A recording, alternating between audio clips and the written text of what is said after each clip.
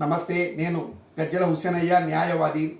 భారతీయ నాగరిక సురక్షా సంహిత BNSS 2023 కింద private ఫిర్యాదు దాఖలు చేసే విధానము మరియు దాని దశల గురించి సమాచారం తెలుసుకుందాము.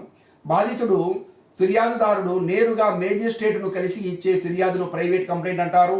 పాత నేర విచారణ ప్రక్రియా స్మృతిలోని సెక్షన్ 200 నుండి 203ల స్థానంలో ఇప్పుడు BNSSలోని సెక్షన్ 223 నుండి 226 వరకు ప్రైవేటు ఫిర్యాదుల విధానాన్ని పేర్కొన్నారు. ప్రైవేట్ కంప్లైంట్ నమోదు చేసే ప్రధాన దశలు: ఫిర్యాదు తయారీ, డ్రాఫ్టింగ్ ఆఫ్ ద కంప్లైంట్, ఘటనకు సంబంధించిన పూర్తి వివరాలు, తేదీ, సమయము, స్థలము, ఎదుటి వ్యక్తి చేసిన నేరము మరియు అందుబాటులో ఉన్న సాక్షులను పేర్కొంటూ న్యాయవాది ద్వారా పిటిషన్ దాఖలు చేసుకోవాలి. పరిధిలో ఉన్నటువంటి సంబంధిత మేజిస్ట్రేట్ కోర్టులో ఈ ఫిర్యాదును దాఖలు చేస్తారు.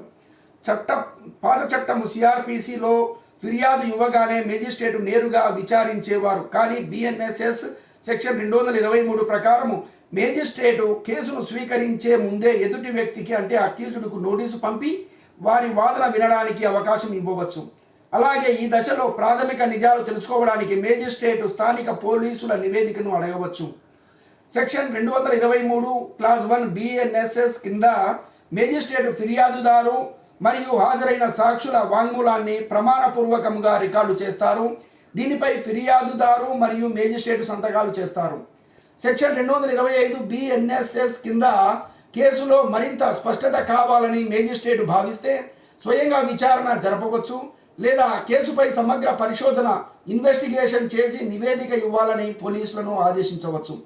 బాధితుడు ఇచ్చిన ఆధారాలు, సాక్షుల వాంగ్మూలాలు మరియు పోలీసుల నివేదికలను పరిశీలించిన తరువాత మేజిస్ట్రేటు 2 రకాల నిర్ణయాలు తీసుకోవచ్చు. ఫిర్యాదును కొట్టివేయడం. సెక్షన్ 226 BNSS కింద కేసులో ఎటువంటి ప్రాథమిక ఆధారము లేదని మేజిస్ట్రేటు భావిస్తే కారణాలను రికార్డు చేస్తూ ఫిర్యాదును కొట్టివేస్తారు. కేసును స్వీకరించి సమన్లు జారీ చేయడం. సెక్షన్ 227 BNSS క్రింద కేసులో తగినంత ఆధారం ఉందని భావిస్తే ఎదుటి వ్యక్తికి అంటే అక్యూజ్డ్కు కోర్టుకు హాజరు కావాలి అని సమన్లు లేదా వారెంట్ జారీ చేస్తారు.